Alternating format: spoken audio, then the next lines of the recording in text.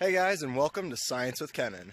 This week we're going to do something a little untraditional and just go ahead and play around with a full day's worth of experiments, starting off with some Diet Coke and Mentos rockets.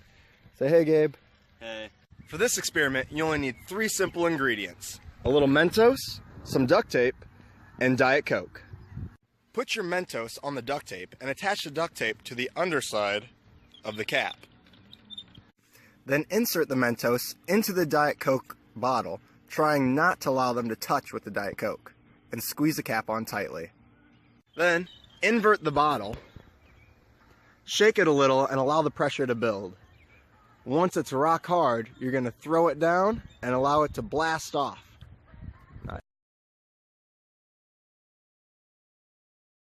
While you may think that the reaction between Mentos and Coke is a chemical reaction, like baking soda and vinegar, it turns out it's actually a physical reaction. This reaction is caused by a process known as nucleation.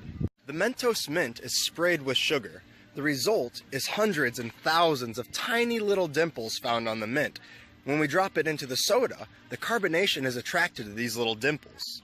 Due to the density of the mint, when we drop it into the soda, it falls to the bottom. On its way down, it attracts more and more of these carbon dioxide bubbles, releasing more and more carbon dioxide gas. This gas builds up inside of the bottle, but it's still trapped inside the liquid, causing those foamy bubbles that we see. As more and more pressure builds up, it starts to look for an escape and forces that liquid out the top. This is why we see that foamy geyser.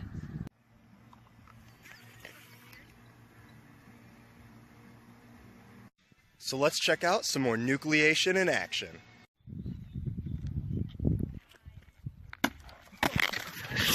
Now that we're done playing around with nucleation, we're going to make some other pressure-powered rockets using baking soda and vinegar. Ladies and gentlemen, we will be making a final bottle rocket. Now, I explained the science behind baking soda and vinegar reactions in a previous episode, so for this one, we're just going to talk about the basics and watch them fly.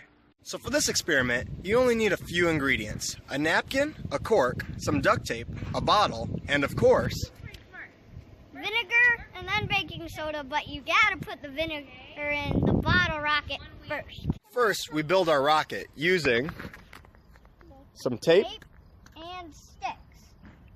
then we make a bullet for our baking soda, like this. Put it in there, Vivian. Then we drop our baking soda bullet into our vinegar and make sure to cork it.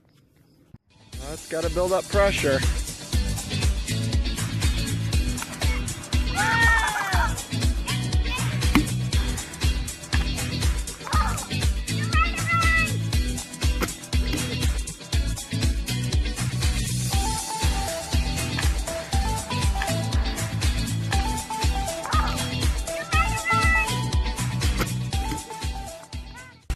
So far, we've built 2 different types of air pressure powered rockets. One using a physical reaction and the other using a chemical reaction. And now we're going to do a fueled rocket. So cool.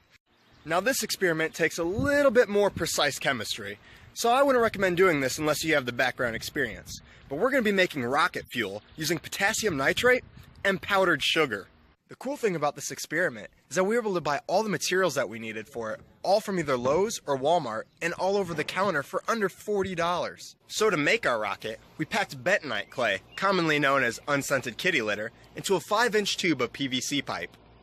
We then added our custom-made rocket fuel using that potassium nitrate and powdered sugar, and went ahead and packed that in there as well. Finally, we packed it with more crushed kitty litter, or bentonite clay, and used sparklers for our fuses. Then, we lit our fuses, took cover behind our bunker, and watched our rockets fly off towards the October sky.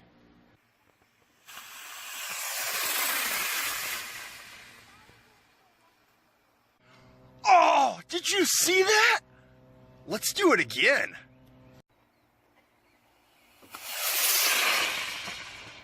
That was a good one. Woohoo, we did it. Well, there you have it.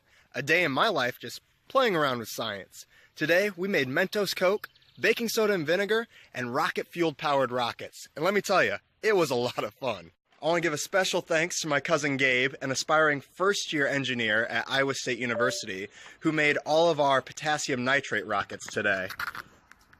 And another big thank you to my cousins Eli and Vivian, who helped us with our baking soda and vinegar rockets. Say hey! Hey. And Grandpa with his fire skills. And a final shout out to Grant Thompson of the King of Random from YouTube, whose idea is what we use to base our potassium nitrate rockets off of. He's got a lot of cool stuff on his channel, so you should definitely check it out. Well, as always, thanks for watching, and I hope you learned something. Until next time, keep awesome, friends, and stay curious.